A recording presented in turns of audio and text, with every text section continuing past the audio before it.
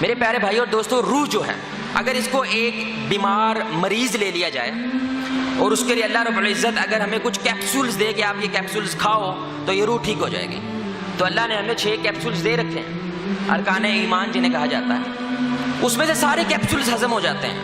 اللہ پہ ایمان، فرشتوں پہ ایمان، کتابوں پہ ایمان، آخرت پہ ایمان، رسولوں پہ ایمان۔ ایک ہضم کرنا بڑا مشکل ہے، تقدیر پہ ایمان۔ کس پہ ایمان بھائی؟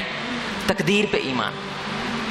یہ بڑا کڑوا کیپسول ہے، یہ ہضم نہیں کیا جاتا، نگلا نہیں جاتا، کیونکہ اس کا مطلب پتہ کیا ہے؟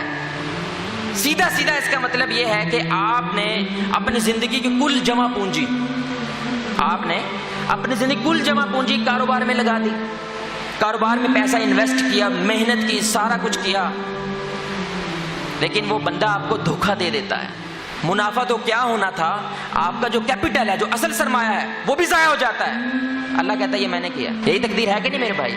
اللہ کہتا ہے یہ سب کچھ میں نے کیا ہے۔ بندہ کہتا ہے یا اللہ تو نے کیا ہے، تیرے لیے نماز رکھتا ہوں، تیرے لیے روزہ رکھتا ہوں، تیرے لیے حج زکات عمرے سب کچھ کرتا ہوں، یہ سب کچھ تو نے کیا ہے۔ اللہ کہتا ہے میں نے کیا ہے، اب میرے پہ ویسا ہی ایمان رکھ جیسا اس مصیبت سے پہلے تھا، رکھ کے دکھا۔ تجھے کیا لگتا ہے جنت آسان ہے؟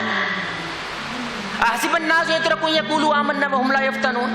تو نے کیا سمجھ لیا تو ایمان لے آیا، تجھے میں آزماؤں گا نہیں، تجھے میں ٹیسٹ نہیں کروں گا، میں تو ہلا کے رکھ دیتا ہوں، بندے کو ہلاؤں گا، لیکن جو میرا ہوگا وہ نہیں ہلے گا، وہ جم کے رہے گا، وہ مصیبت کو تحفہ جانے گا۔